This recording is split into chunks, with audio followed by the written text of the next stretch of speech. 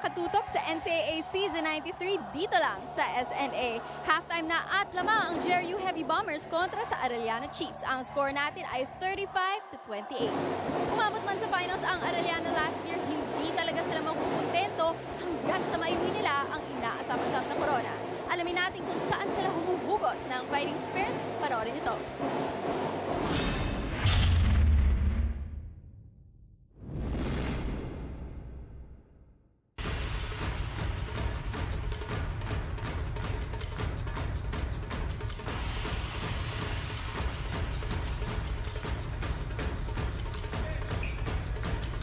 Halalon.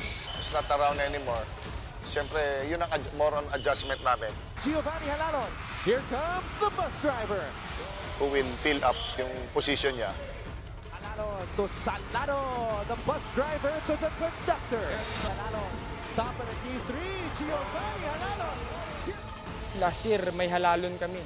Sabi ng mga ibang tao dyan na ako na magdadala ng Arellano kasi partner ko yun si Halalon eh. Minsan, nag-uusap din kami minsan ni Coach Jerry. Nasabihan niya ako na kaya ko ba daw dalhin yung team, ganun.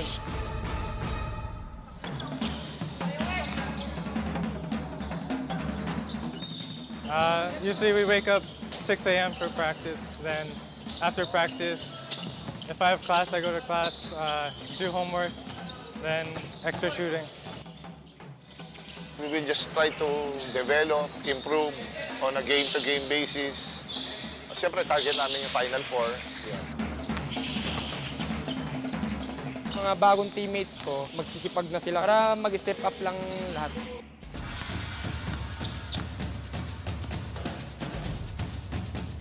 Siguro bilang team captain, important na bagay lang naman is respeto. Yung mga teammate ako na nadadown, like, simpleng, okay lang yan, positive lang, kaya mo yan. Alam nilang merong taong nasa likod nila na sumusuporta sa kanila, na nag-cheer up para sa kanila, para mag-gain nila yung kumpiyansa nila sa sarili.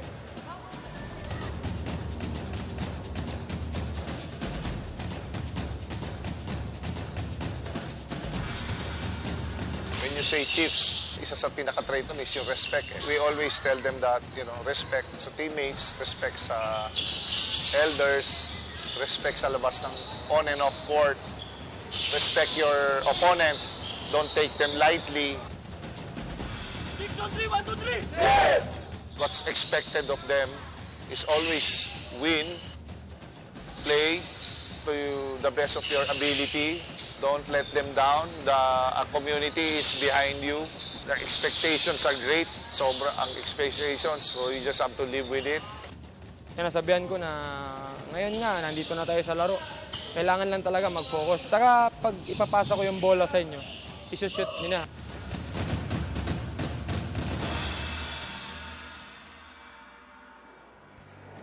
Alam niyo mga pamilya, pwede niyo nang bigyan ng bagong pangalan ang Arellano Chiefs. Tawagin niyo silang Arellano Fighters dahil hindi sila magpapatalo. Eh kayo mga pamilya, kung mabibigyan niyo ng bagong pangalan ang inyong paboritong NCAA team, anong pangalan ang ibibigay niyo?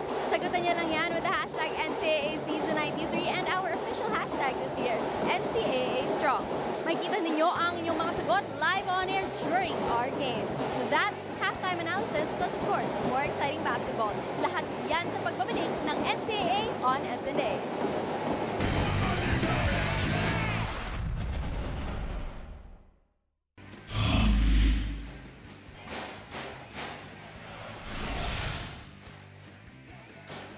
Nagbabalik po tayo dito sa loob ng PhilOil Flying V Center sa lungsod ng San Juan kung saan lamang ang JRU Heavy Bombers kontra sa Arellano University Chiefs 35-28. Maraming salamat muli sa inyong pagtutok sa SNA. Anton Rojas kasama si Renren Ritualo para sa isang maaksyong laban sa pagitan ng dalawang kupunan na gustong manalo ngayong araw dahil nga itong Arellano University nanggaling sa talo after the first NCAA on tour. Ito namang JRU looking to start a winning streak. Oh, syempre bouncing back from a loss. Itong JRU Heavy Bombers, they're looking to get their second win itong laro na to against the Arellano Chiefs. At nangunguna para sa JRU, syempre, si Tay Teodoro at MJ De La Virgen. Para naman sa Arellano University, hinahanap pa nila si Kent Salado, who has not scored a field goal in this game. Oh, as you can see, this one, 3-point field goals, 5 out of 8 para sa Heavy Bombers. 4 yan galing kay De La Virgen, yung isa dyan kay Tay Teodoro. Perimeter points, sabi ko kanina, ang lakas, ang strength ng Heavy Bombers is their backcourt. They're scoring 25 perimeter points against 2 points lang para sa Arellano. Points in the paint, yan yung unang-unang tiningnan ng Arellano Chiefs. They went inside. They're scoring 22 points in the paint compared to 8 points lang ng Heavy Bombers. Of course, backcourt scoring. Lahat ng perimeter points, lamang na lamang ang Heavy Bombers. They have 25.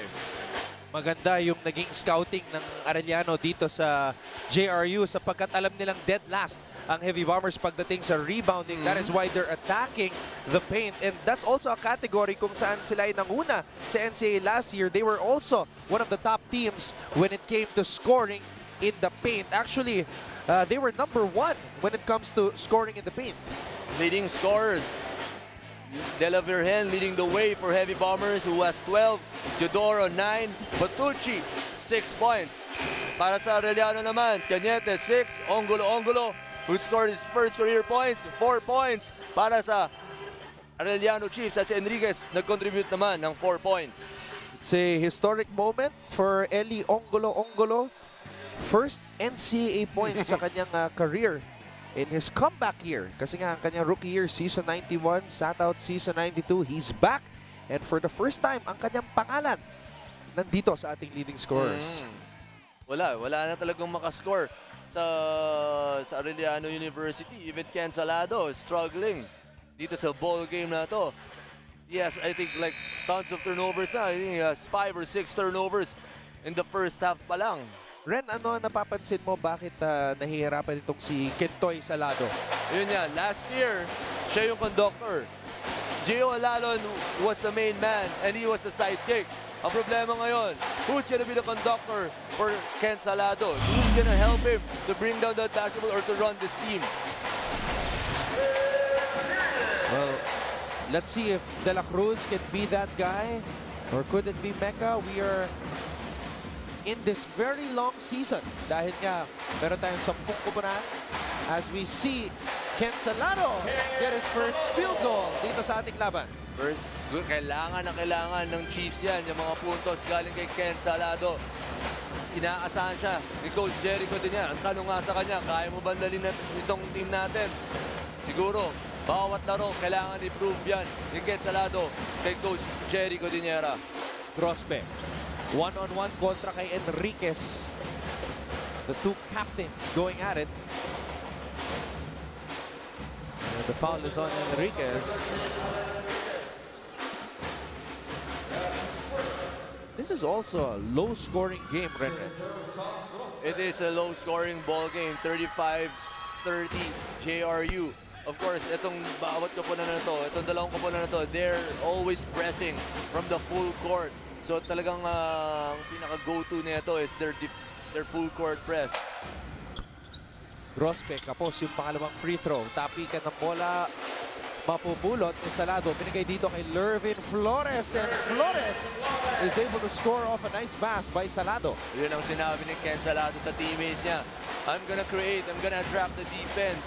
Make sure, pag pinasa ko yung bola sa inyo, bibigyan nyo ako ng assist at may shoot nyo yung bola. Spin move, no good on that shot by Mendoza. Last year kasi, may katulong si Ken Salado dishing out those assists. Ngayon, siya na lang mag-isa. And Salado, he's got 5 assists in this game.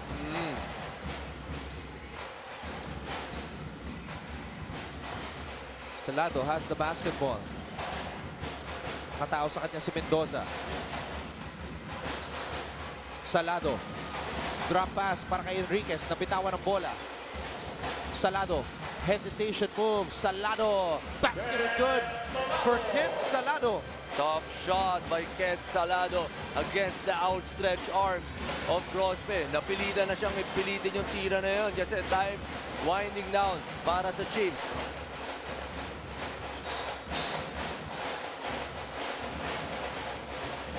Alright, let's go back now to Siege Tantenko. Siege? Yes, Anton, pag-usapan natin yung mga players na inaasahang mag-step up this year for both teams. Sa panig ng JRU, it's MJ De La Virgen. Ayon sa kanilang coaching staff, talagang tumaas ang confidence ng player na ito dahil nga extra work sa pagdating ng 3-point shooting. Sa Arellano Chiefs naman, kanina na babanggit na si Eli Ongulo. Alam mo ba, week before mag-NCAA tour sa Arellano, nabasag niya ang backboard ng kanilang gym sa lakas ng kanyang dunk. Hopefully we'll see some of that this season, di ba?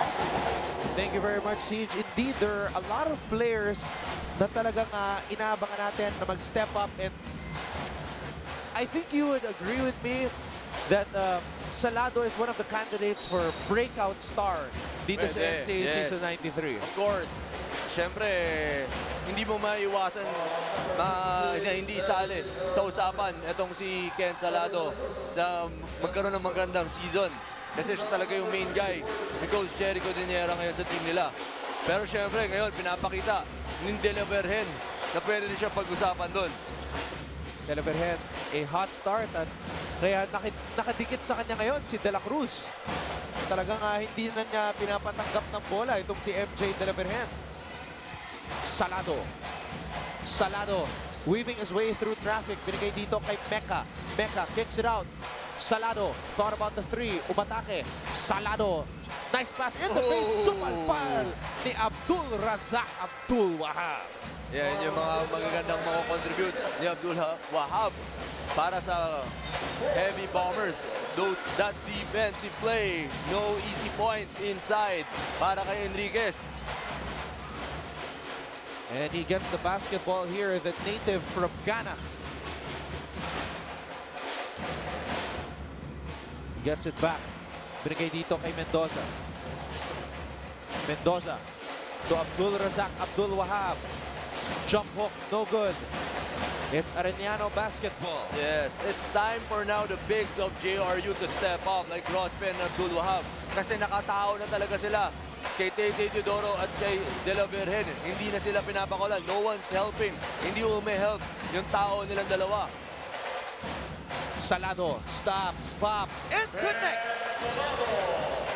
Grabe yung tira ni Ken Salado. Parang inulit niya lang the last time yung jumper niya. One pump fake, one dribble, isang bump, konting bump lang yon to create that separation. Jumper.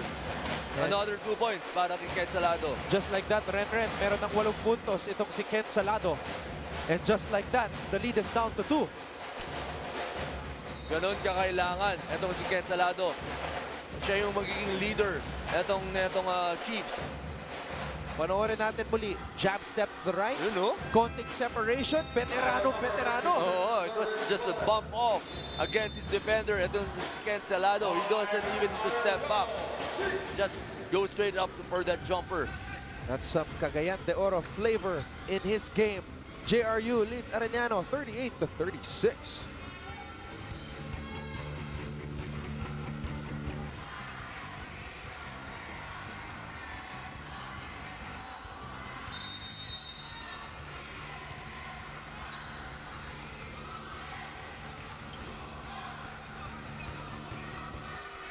Alright, silipin natin ang mga fans na nandito ngayon sa loob ng Phil Oil Klein V Center sa ating Smile You're on Cam.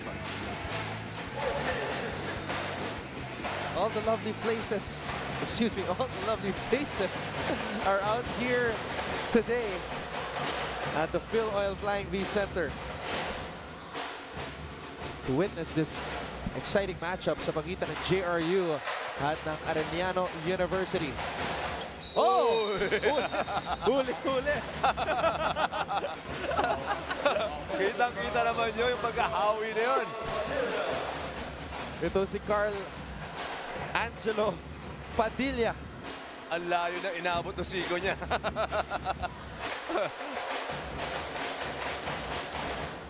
I like the playmaking and the skills of this De La Virgen.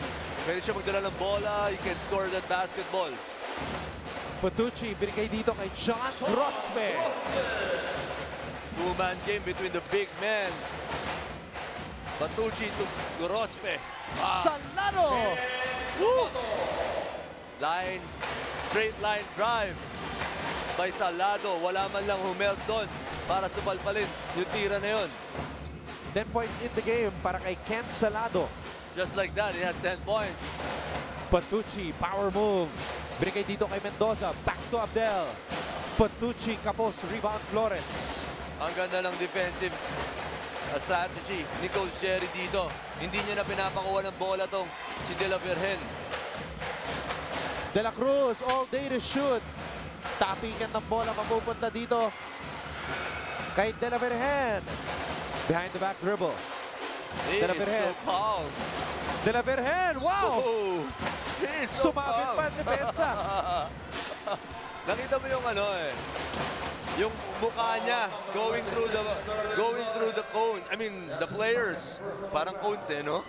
Parang dinadaanan niya lang eh. Ginawa Tapos niyang De La Virgen. obstacle course Oo, yung mga players ng Arellano. Pero makita mo yung itsura niya, hindi nagbabago eh.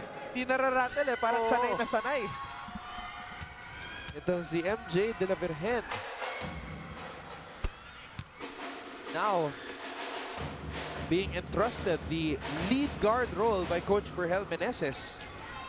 Gagaan lalo ang trabaho ni Tete Teodoro. He wants pressure to score 20+ points every game kasi alam niya may katulog siyang De La Virgen. Pero medyo mukhang pagod na doon si De La Virgen. Nahawakan na niya yung legs niya. This quarter, Ken Salado, 8 points. 4 out of 4 from the field. In the first half, he only had 2 points. Parang may switch eh. Oo. Parang binuksan lang yung switch. Ano kaya sinabi ni Coach Jerry doon? Baka napanood niyo yung halftime report ni Siege. Naalala eh. Oo. Naalala yung mga binanggit niyang salita eh. Oo. Viloria. Lasqueti almost tapping it away. Naubusan na naman ang oras. Ang Arellano, a lot of shot clock violations from Arellano. Too much dribbling that time by Viloria. Nothing's happening. It was just dribbling on the same spot on the floor. If you're gonna dribble, use it as a weapon. Go somewhere else or go forward. Go to the basket or create for your teammates. Grospe. Bordon, nice pass! Nice find by Bordon. Ganda nung pasa. Para kay Potucci. Ililay-up na lang talaga ni Potucci. Viloria umatake. In and out. Tappingan ng bola mapupunta dito sa JRU. Grospe. The two captains going at it. John Grospe. Dire-diretso. Parang point guard. Itong si Grospe, kung mag-handle ng bola, hindi na nararattle. From the backcourt to the front court, finishing with that layup. Itong si Grospe. And the lead of JRU is back up to 7.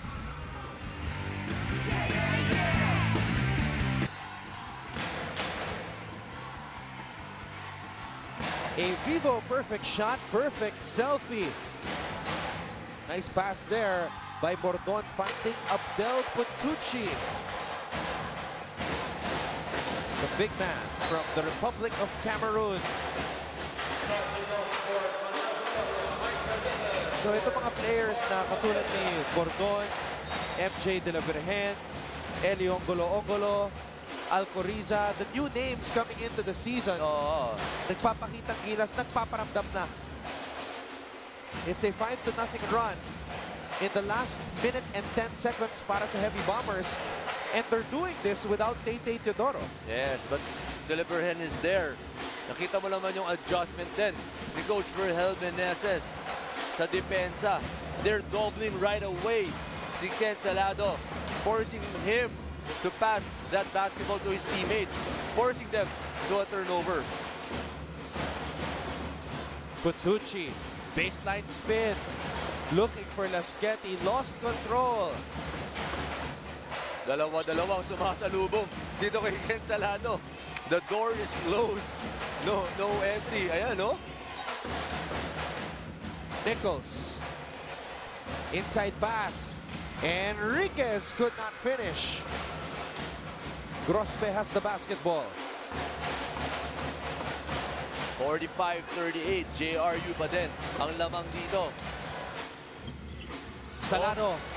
Salado comes up with a steal. Salado with a steal all the way. And now 12 out of the last 14 points of Arellano nanggaling kay Kentoy Salado.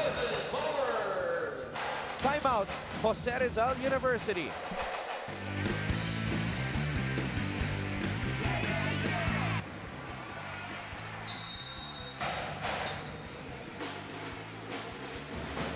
We're back inside the Phil Oil Flying V Center in San Juan City. And more of the pretty faces in attendance here. JRU's got 2 timeouts remaining. Arellano's got 1. But the story of this quarter has been Kentoy Salado. 12 out of the last 14 points ng Arellano nanggaling sa kanya. Sabi mo nga, parang tinurn on niya yung switch dito sa third quarter. Para kay Ken Salado, scoring 12 points. At ang ganda ng field goals niya doon, 5 out of 5. This quarter, ilang assist yun? 1 assist lang para sa Arellano, 3 para sa JRU. Kailangan naman na uminit para sa Heavy Bombers ay si Tay-Tay Teodoro. Nakasyam na puntos sa first half. Dito sa third quarter, wala pang naipapasok. Kakapasok, ayan, si Ali Pic at saka si Coach Shot Tankinsen. They're scouting on this game. Maybe one of this team, yung mga makakalaban pa nila.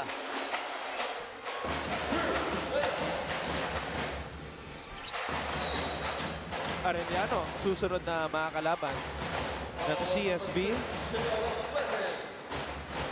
Actually, CSB is going to have a very long break, Renren. Ang kanilang susunod na laban ay magaganap sa July 28. Oh, so they'll have a chance to regroup, to reassess kung ano yung naging performance nila, yung past games nila. So, magandang opportunity yan. Kasi hindi nyo magiging parang adjustment ni Coach T.Y. Tang at ng kanyang coaching staff para sa Blazers.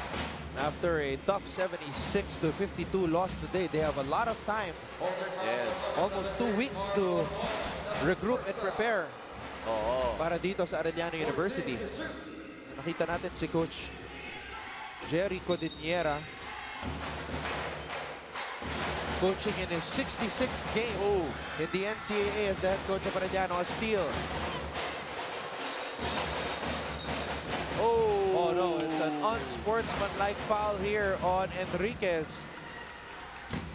As Bordon was driving, let's see kung ano magiging official call. Enriquez is saying he just raised his arm. Tingnan natin dito. Oh yeah. Parang nandun na yung leg niya eh. Ang bilis ng neto eh. Yan, tumama siya sa leg si Enriquez. Pero that will hurt, giving them 2 free throws itong JRU. Lalamang pa sila ng 8 puntos. Carl Bordon from Cavite. Oh, missing on the 7 second points. free throw. Yes. 47-40 JRU after that miss.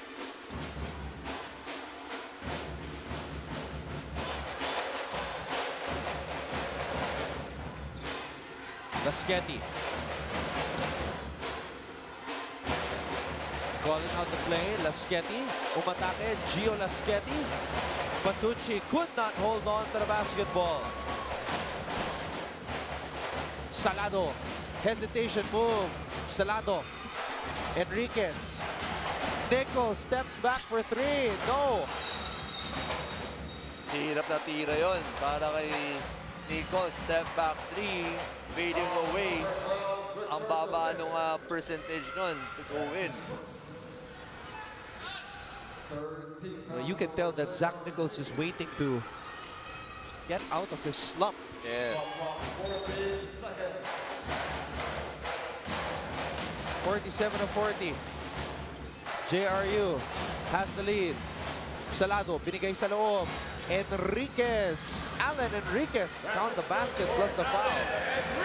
Sarap nakakampi na ito ni Ken Salado. Ititira mo na lang yung shot eh. He's gonna create for you talaga eh, oh. Panira na talaga eh.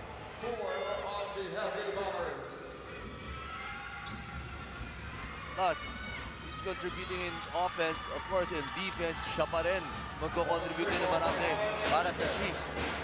Eh, kung itawag na lang natin dito, Master Chief.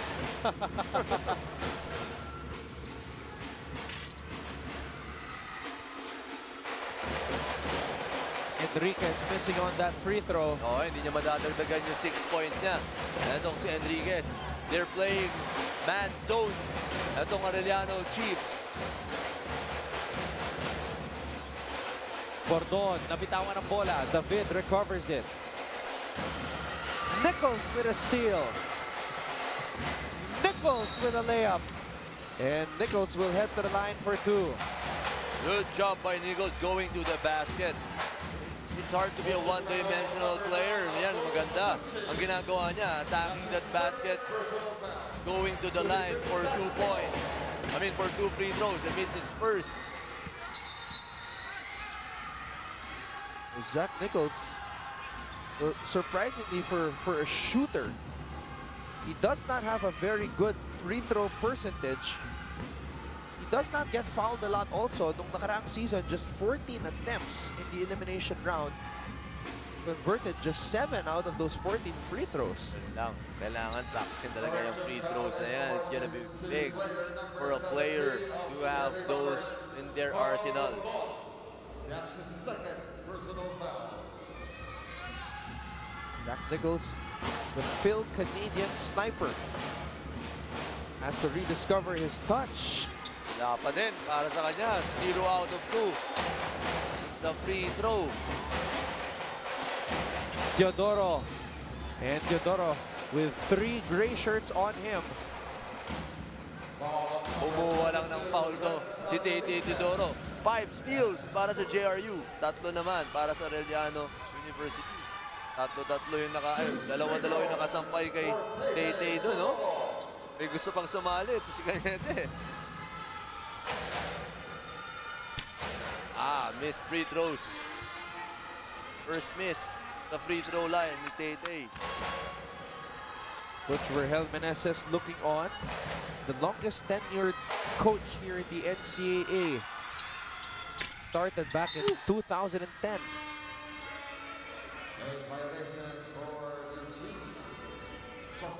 Sayang yung mga free throws. Missed again by Tete Teodoro pero mabibigyan ulit siya ng pagkakataon dahil may lane violation ang Chiefs. Teodoro still looking for his first point here in the third quarter. There it is. Makikita mo, wala pa si De La Vergen sa loob. Nagpapalitan sila ni Tete Teodoro, yung mga gunners ni Coach Vergel. Pero pagdating ng fourth quarter yan, magkasabay na yan sa loob.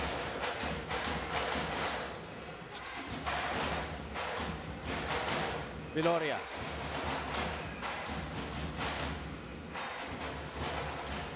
Casquetti on him. Viloria umatake. Cranial Viloria with a burst of speed. Late help. Sobrang late yung help kaya naka-layup si Viloria doon. Teodoro stops, pops, does not drop. Tapi ka ng bola mapupunta dito sa Arellano University. Abdel Potucci bothering that shot right there by Renz Alcoriza. What a game we are witnessing. The Heavy Bombers and the Chiefs going all out. Abdul Razak, Abdul Wahab getting an easy basket. Kentoy Salado, after coming up empty-handed, no field goals in the first half, all of a sudden has 12 points in the game. At ito naman ang magandang playmaking ng Heavy Bombers. Potucci, nakita si John Grospe. And Salado at work. The fastest man on the floor, Kentoy Salado. And for a 6'4" forward, John Grospe can move with that basketball. 4 na lang ang kalamangan ng Jose Rizal University sa aming pagbabalik. Fourth quarter na. Ito po ang Season 93 ng NCAA. Dito lang sa SNA.